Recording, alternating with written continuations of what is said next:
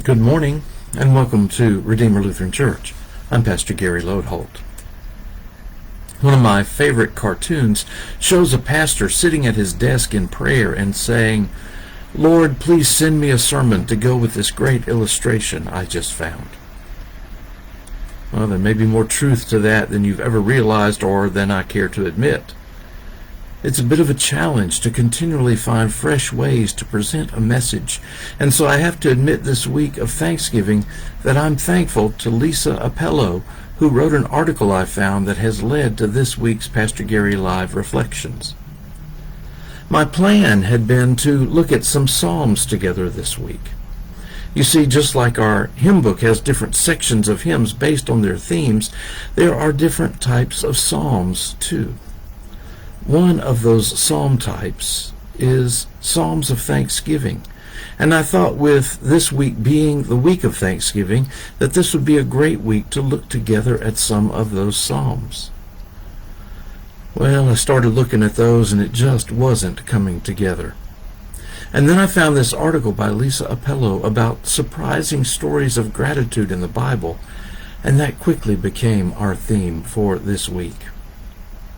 The first one she listed involved Daniel in the lion's den. Now, most of us probably think we know the story of Daniel in the lion's den. We know that Daniel was put in the lion's den and that God sent an angel to shut the lions' mouths so that in the morning Daniel was safe and sound. But perhaps what we aren't so familiar with is, as Paul Harvey used to say, the rest of the story.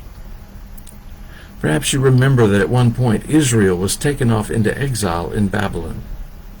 Daniel was one of those taken off, and eventually Babylon was defeated by Persia.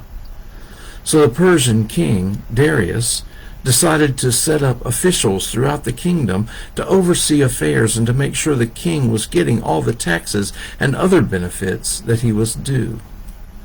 One of those officials was Daniel. And pretty soon he began to excel in the position and to draw attention for his efficiency and skill. In fact, it was so much so that the king was set to make him second over all the kingdom just after the king himself. When the other officials heard this, out of jealousy, they began to look for ways to bring Daniel down.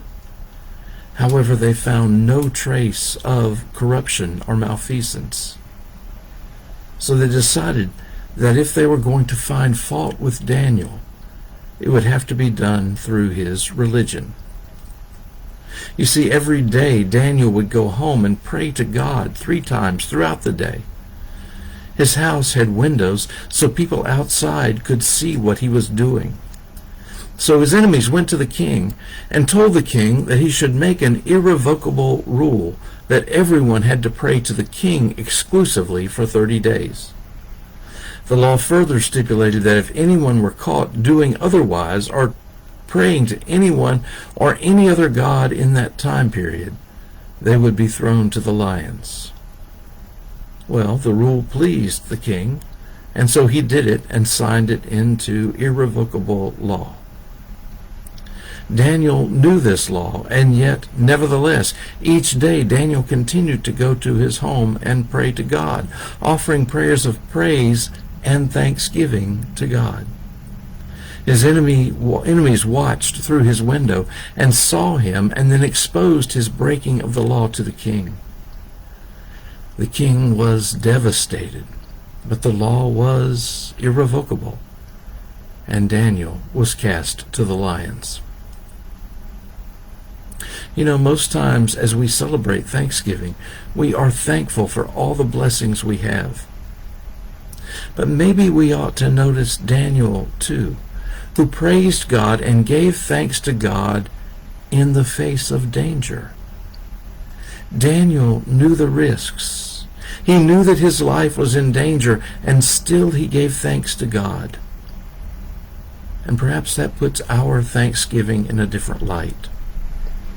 God is to be praised and thanked no matter what, because God is good, because God's blessings to us abound, no matter what. We belong to God, and God is love. That's the reason to give thanks always. Thanks for watching, and remember to let this day belong to God.